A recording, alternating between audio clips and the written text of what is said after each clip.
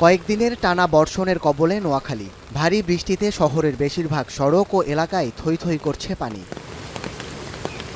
ডুবে আছে পৌর এলাকার পুলিশ সুপারের কার্যালয়ের সামনের সড়ক, রেড ক্রিসেন্ট সোসাইটি ভবন, জেলা মৎস্য অফিস, প্রেস ক্লাব ভবন সহ বিভিন্ন সরকারি দপ্তরে ঢুকে পড়েছে পানি।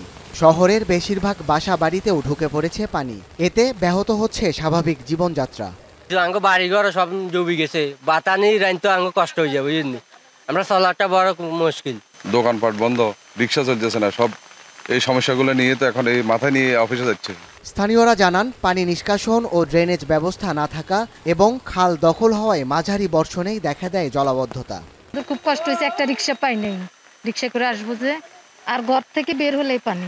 খালের ভিতরে যে লাইনগুলো ছিল এগুলো অবৈধভাবে দখল করার কারণে এখন আর পানিগুলো সেচের কোনো ব্যবস্থা নাই। চলাফেরা বিভিন্ন রকমের সমস্যা, কাঁচরা পানি, ছেলে মেয়েদের এখন ডায়রিয়া হইতেছে, বমি হচ্ছে। নোয়াখালীতে জলাবদ্ধতা দীর্ঘদিনের পুরানো সমস্যা উল্লেখ করে জেলার কর্মকর্তারা জানান, বিভিন্ন সময়ে এ নিয়ে সংশ্লিষ্টদের সাথে একাধিক বৈঠক করা হয়েছে। অবৈধ স্থাপনাগুলো পানি চলাচলে বাধা তৈরি করায় সেগুলো উচ্ছেদে সংশ্লিষ্টদের নির্দেশ দেওয়া হয়েছে।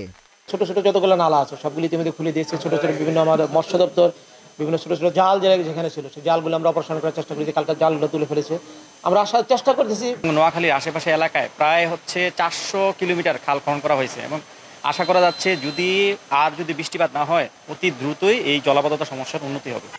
কয়েকদিনের টানা বৃষ্টিতে নোয়াখালী শহর ছাড়াও কবিরহাট, কোম্পানিগঞ্জ, বেগমগঞ্জ সহ 9টি উপজেলার বেশিরভাগ নিম্নাঞ্চল প্লাবিত হয়েছে।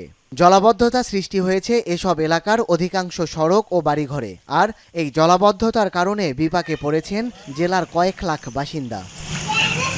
বৈরী আবহাওয়া ও জলাবদ্ধতার কারণে বন্ধ ঘোষণা করা হয়েছে জেলার সকল প্রাথমিক, মাধ্যমিক ও উচ্চ মাধ্যমিক পর্যায়ের শিক্ষা প্রতিষ্ঠান। লঘুচাপের প্রভাবে ফেনীতে মঙ্গলবার সকাল 10টা পর্যন্ত 24 ঘন্টায় 186.1 মিলিমিটার বৃষ্টিতে শহরের প্রধান প্রধান সড়ক তলিয়ে গেছে। জীবিকার তাগিদে ঘর থেকে সড়কে নেমেই পড়তে হয় ভোগান্তিতে।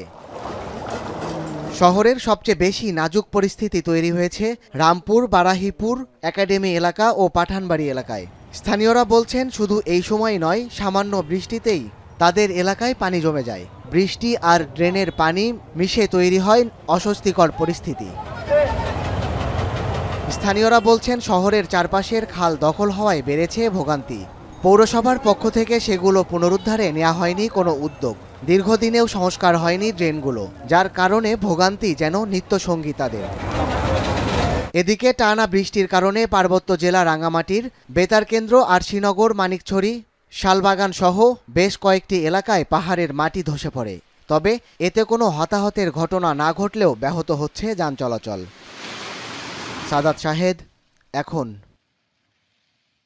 শিয়া বাটার ও ভিটামিন ই সমৃদ্ধ lily glam beauty soap. Lily, always beautiful.